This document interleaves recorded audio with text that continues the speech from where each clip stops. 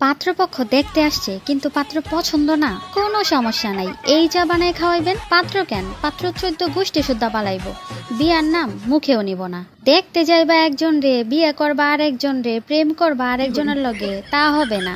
এমন চা বানায় খাওয়াবো যে জীবনের চা খাওয়ার নামই ভুললা যাইবা। ধরেন আপনারা কেউ দেখতে আইছে কিন্তু ছেলেরা আপনার পছন্দ না, বা আপনি হয়তো বা অন্য জায়গায় প্রেম করেন বা কাউরে পছন্দ করেন, বাসায় বলতে পারতেছেন না, বিয়াতেও না করতে পারতেছেন না, তখন কি করবেন? চোখ বন্ধ করে এই চা বানায় খাওয়ান। আর হ্যাঁ, চায়ের দায়িত্বটা অবশ্যই আপনি নেবেন। বলবেন আপনি অনেক সুন্দর চা বানাইতে পারেন, অনেক মজার চা বানাইতে পারেন, আপনার চা একবার যে খাইবো সে আর দ্বিতীয়বার চাইবো না। একবার শুধু এই চাটা বানাই আপনি বরপক্ষরে খাওয়াইবেন, দেখবেন পাত্র তো পালাইবো, পাত্র 14 গোষ্ঠী শুদ্ধা দৌড়ের উপর থাকবো, জীবনেও আর আপনার বাড়ির ত্রিসীমানাতে হইব না। আর এই বিশেষ চা কিন্তু আরেকজনকেও ডাইকা খাওয়ানো যায়, সেটা হইতেছে আপনাদের এক্স, যারা আপনাদেরকে ছেঁকা দিয়ে গেছে, দুঃখ দিয়ে গেছে, কষ্ট দিয়ে চইলা গেছে, ঠিক আছে, রিভেঞ্জ নিতে পারতেছেন না, কোনো সমস্যা নাই, চোখ বন্ধ করে একবার দাওয়াত দেন, বলেন একটা ট্রিট দিবেন আপনি, সেই উসিলাই ডাইকা মনে করেন এই চা খাওয়াই দেন।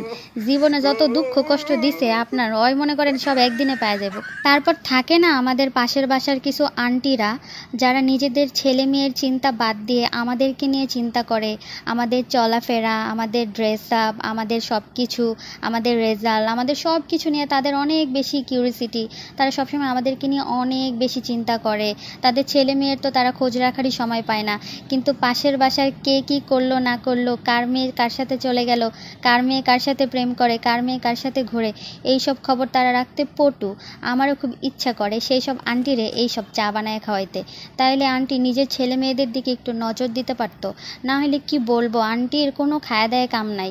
পাশের বাসার ভাবির মেয়ে কি করলো, কার মেয়ে কোথায় গেল, কার মেয়ে বাসায় আসলো না, কার মেয়ে দেরিতে আসলো, এইসব খবর রাখে। সেই সব আন্টিরা যখন আপনার বাসায় যাবে তখন আপনিও সুন্দর করে এই চাটা বানায় আন্টিকে খাওয়াবেন, ঠিক আছে? তারপর এই চা আর কাকে খাওয়াবেন? থাকে না আমাদের লাইফে কিছু এইরকম বান্ধবী, যাদেরকে দেখলে মনে হবে কি ইনোসেন্ট বাচ্চা, কিচ্ছু বুঝে না, ভাজা মাছটা উল্টে খেতে জানে না, কিন্তু পেছনে পেছনে অনেক কিছুই আপনার নামে করে ফেলে, বলে ফেলে, ঠিক আছে, যা আপনি ভাবতেও পারেন না। সেই সব কুটনি বান্ধবীদেরকে মন চায় মাঝে মাঝে বাসায় ডেকে এরকম চা বানিয়ে খাওয়াই।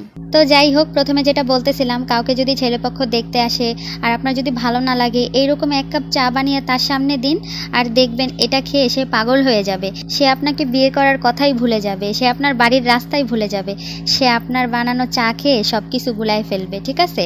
সে বিয়ে আর করবে কি না তা জানি না, কিন্তু আপনার বাড়ির সামনে আর নেক্সট টাইম আসবে না। এই পদ্ধতি যে একবার ফলো করবে, আমার মনে হয় তার বাড়ি তার জীবনে বিয়ার ঘর আসবে না, ঠিক আছে? এই পদ্ধতিটা আমি একবার ট্রাই করছিলাম, করার পর এখন পর্যন্ত আমার বাসায় আর কোনো বিয়ার ঘরই আসে না। তাই এইটা ট্রাই করার আগে অবশ্যই ভাইবা চিন্তা কইরেন।